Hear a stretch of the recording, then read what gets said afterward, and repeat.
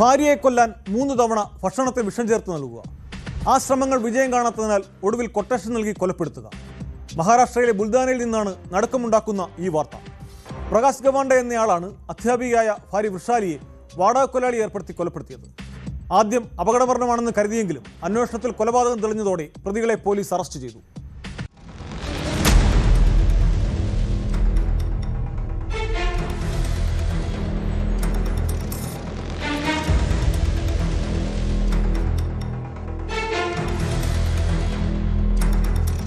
March 2-നാണ് നാടിനെ നടുക്കിയ സംഭവം നടന്നത്.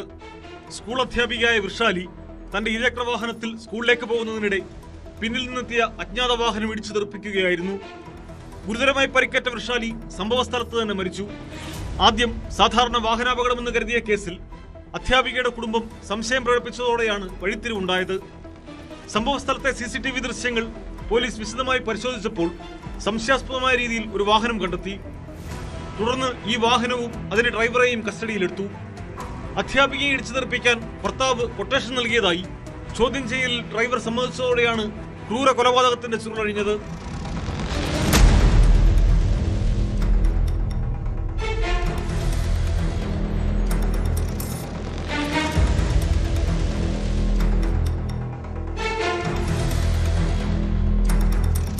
മൂന്ന് തവണ ഭക്ഷണത്തിൽ വിഷം നൽകി കൊല്ലാൻ ശ്രമിച്ചിട്ടും മരിക്കാത്തതിനെ തുടർന്നാണ് പ്രകാശ് ഗവാണ്ടെ ഭാര്യയെ കൊല്ലാൻ 1 ലക്ഷം രൂപയ്ക്ക് കൊട്ടേഷൻ നൽകിയതെന്ന് പോലീസ് പറയുന്നു.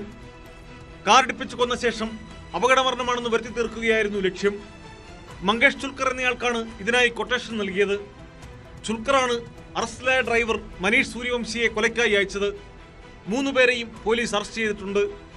കുടുംബവഴക്കാണ് കൊലപാതകത്തിനുമില്ലെന്ന നിഗമനത്തിലാണ് പോലീസ്.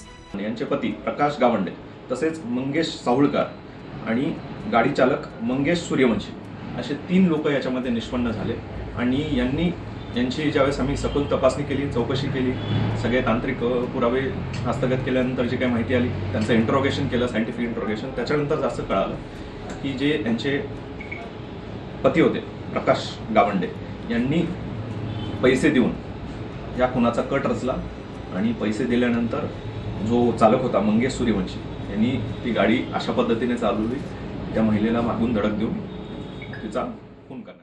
മാസങ്ങൾക്ക് മുമ്പ് ഭർത്തൃവീട്ടിൽ ഗാർഹിക പീഡനത്തിനിരയായെന്നാരോപിച്ച് വൃഷാലി പോലീസിൽ പരാതി നൽകിയിരുന്നു.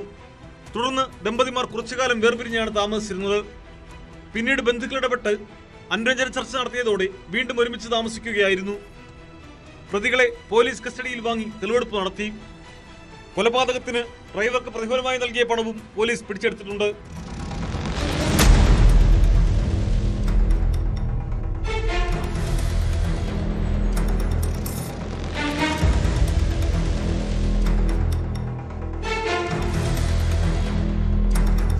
ന്യൂസ് 18 മുംബൈ. കൂടുതൽ വാർത്തകൾക്ക് news 18 Keralam YouTube channel subscribe ചെയ്യുക.